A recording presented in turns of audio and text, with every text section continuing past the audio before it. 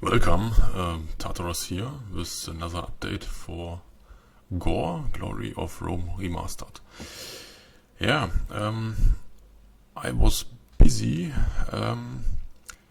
adding a lot of new stuff, correcting errors, and placing a lot of new factions in the Balkan areas. Here you see the view. Since our last update, I've done this area around the Crimean, went to Thrace, and then to the Alps, basically. I've also added some smaller additions like Ilerta and Malacca, I think was the region. Yes, Malacca. To balance these areas a bit. There are still some strategical things that need correction, but yeah, expect some more. Here you can see, for example, the Macedonians. They have quite powerful starting position with a good amount of money, a relative homogeneous realm, and also not directly threatened, at least at the beginning. You have some options in the north. You can went northwards, capture these rebel settlements, board their economy, and then pick up the fight you want. You can go to Asia. You have Mytilene. You can also went south, conquer all of Greece, and then try to went to Asia or Dacia, whatever. Also, Thrace is now in their correct historical borders. They've gained some regions here which were split up. The same with Tulis, which is partly done. You can notice here Celica and Borea. And I will go northwards in the next steps. Dardania is ready, or quite ready, with 4 regions. They need here garrison. They are also fun to play. You have a very similar, like Armenia, a mountain fortress, and all options. You can go to the coast, to the Adriatic coast, to the Aegean coast. You can go north to the Danube areas, which are also very protective. And yeah, it's a challenging start, but not as challenging as the Illyrians, for example. With 3 regions. I think this area will gain 1 or 2 settlements. Also the how are they called? Dalmatians, right? The Dalmatians are started here. Also some UI elements are missing. All these small things. Some rebel settlements here. Also Tergeste, another settlement here. Big reveal. Also the Alpine Mountains. I've reworked them quite a lot. And I've created these pathways with proper ground type and proper heights.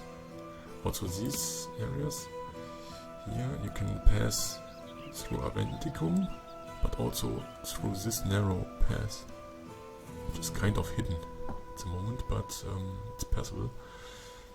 To the south you can see the normal Massilian areas here, and if you go to Spain, yeah, Tortosa. I've added Tortosa to the Ilerda faction. But here, for example, needs to be another settlement for this general. Yeah, I've also done a lot of map fixing, which was kind of a problem, because there were wrong color codes, some names missing for some regions and so on.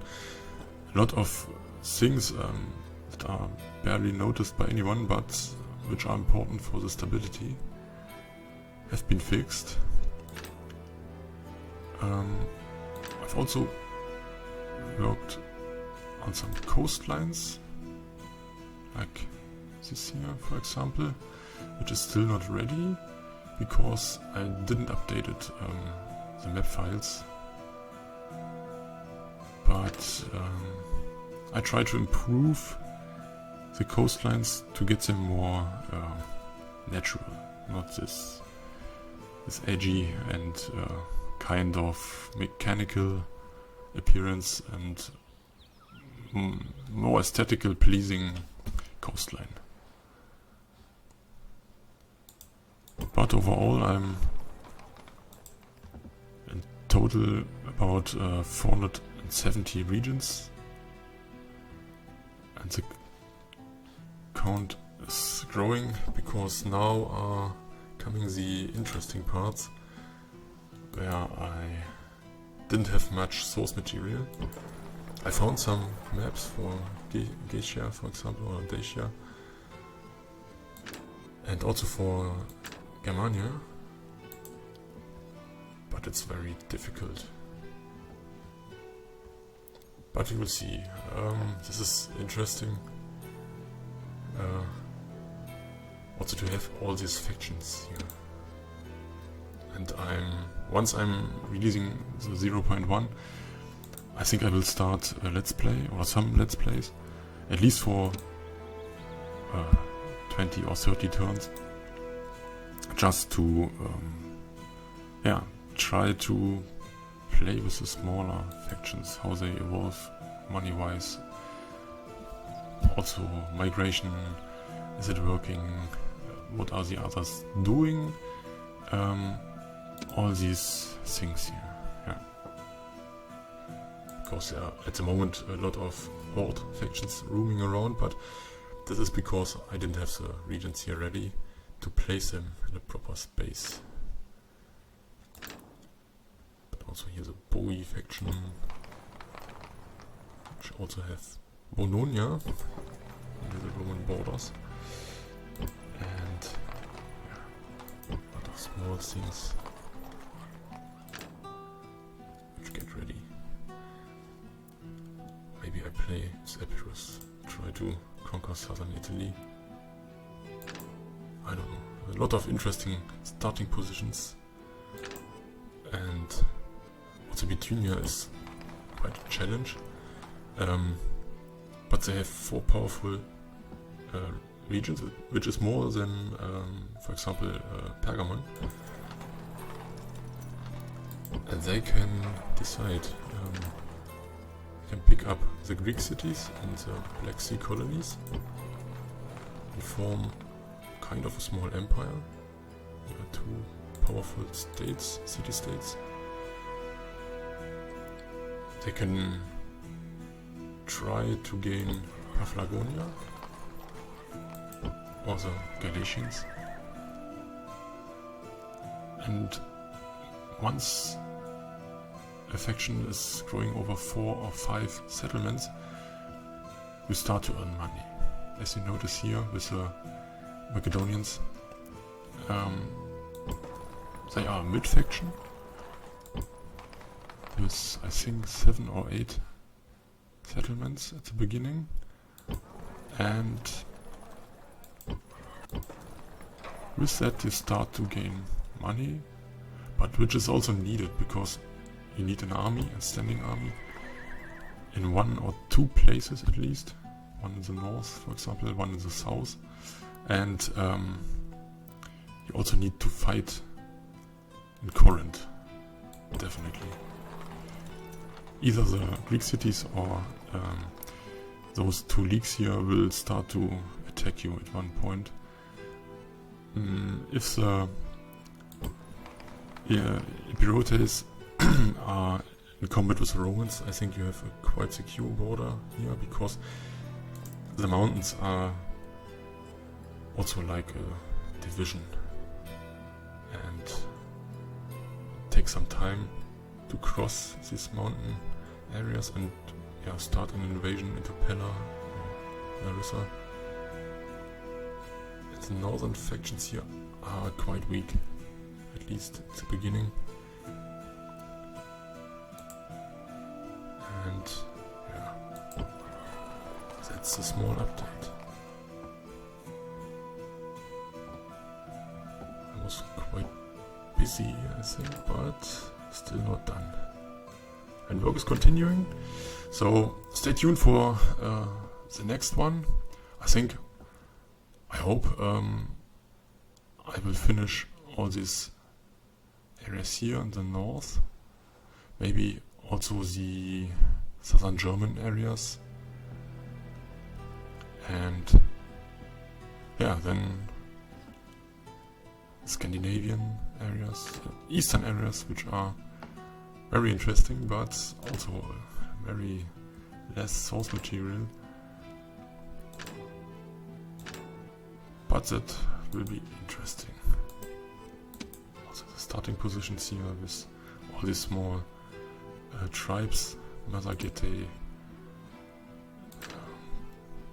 also here in what is it? Crimean, not I don't know the name. Southern Ukraine. They will get some more fleshed out starting positions. And here you can also launch invasions to the south, go on raid, you can migrate, you can try to pick up the civilized areas, or try to make yourself a little fortress here.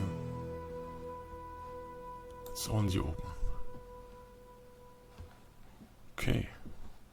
So, leave a comment if you like, subscribe, and stay tuned and happy. Bye.